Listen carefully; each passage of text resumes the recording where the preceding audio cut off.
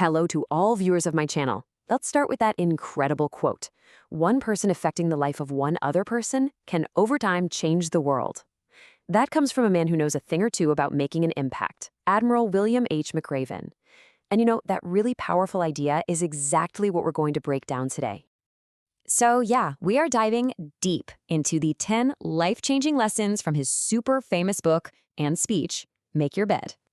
But, okay, before we get into the lessons, who is this guy? I mean, who is Admiral William H. McRaven? Well, for starters, he's a 37-year Navy SEAL veteran. And he didn't just serve, okay? He commanded at every single level, all the way up to being the head of all U.S. Special Operations. So yeah, when a guy like that gives you life advice, you can bet it's been tested in some of the toughest situations imaginable. And just look at this journey. This is where his wisdom really comes from. It starts all the way back in '77. He goes from commanding in the Gulf War to leading the absolute elite of the elite, JSOC. And then, in 2011, he's the one overseeing Operation Neptune Spear. Yep, the raid that killed Osama bin Laden. So this isn't just a resume, you know? It's the proof. This isn't some textbook theory. This is hard-won wisdom from decades of real-world, high-stakes experience. All right, so his wisdom is all packaged into 10 lessons, but everything, and I mean everything, starts with just one. It's the foundational principle, the one that gave the book its name. And it's all about the crazy, surprising power of the very first thing you do every single day.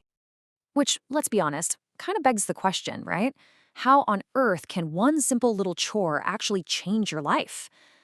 I mean, we're talking about making your bed here.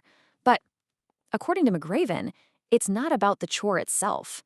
The real magic is in the mindset it builds. And the philosophy behind it is so simple, but it's also really deep. First off, you complete a task. Boom. Right away, that gives you a little hit of pride to start your day. And that little bit of pride, it creates momentum.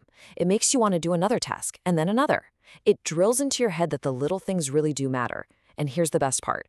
Even if your day is a total disaster, you come home to a bed that's made, a bed you made. It's like this little anchor of order, a little reminder that tomorrow's a new day. So you can see how this one small action starts to build. And from there, it grows into lessons about other people. Because McRaven is super clear about this. Nobody, not even a Navy SEAL, makes it on their own. So the next batch of lessons, it's all about how much stronger we are when we're together. And these two principles just completely shatter that whole lone wolf myth. First, you just can't do it alone. Success is a team sport, period. For the SEALs, your life is literally in your teammates' hands. For us, our success hinges on being able to ask for help and give it too. And the second thing, it's not about how big or strong you are. McRaven saw it over and over again. Real strength, the kind that matters, comes from the size of your heart, from your will to keep going. But of course, even the best team in the world is going to face setbacks. So it's not enough to just be a good teammate. You've got to know how to fail. And that's a huge part of SEAL training. It isn't just about teaching you how to win. It's about what you do when you get knocked down. It's literally designed to show you how to find strength when things go wrong.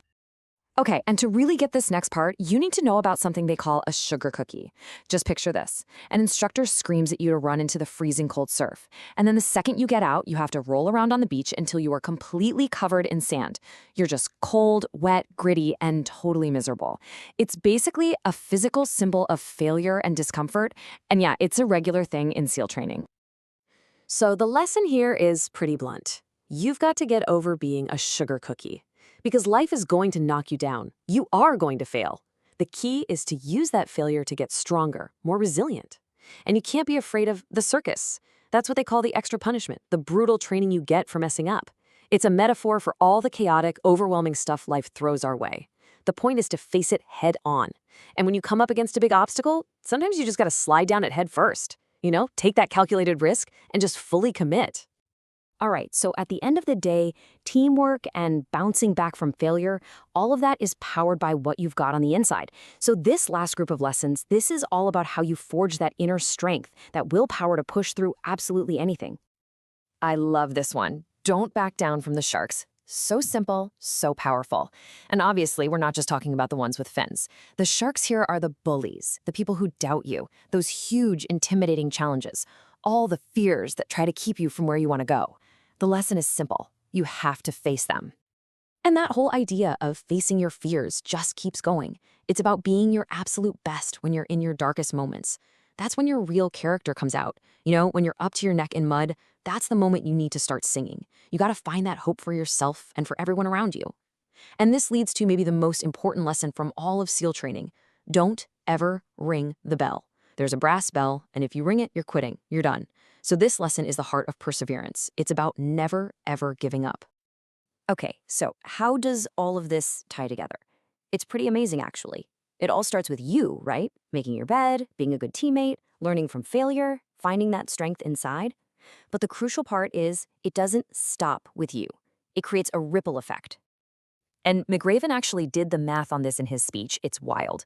He told the graduating class, look, if every single one of you changes the lives of just 10 people, and then each of those 10 people changes 10 more, well, you do that for 5 generations, and you've impacted 800 million people. It just goes to show you, those small, simple, disciplined actions you take, they can start a wave of change that can literally change the world. And that brings us right back to where we started. It all begins with one tiny completed task. It all begins with you. So the real question isn't just about what you can accomplish in the long run. It's about what you're going to start. So, what's it going to be? What's the one task you're going to complete first thing tomorrow to start changing your life and maybe, just maybe, the world? Hey, if you got something out of these lessons, do me a favor and subscribe to the channel and give this a like. And you know what? I'd love to hear from you. Suggest your topics for future videos down in the comments.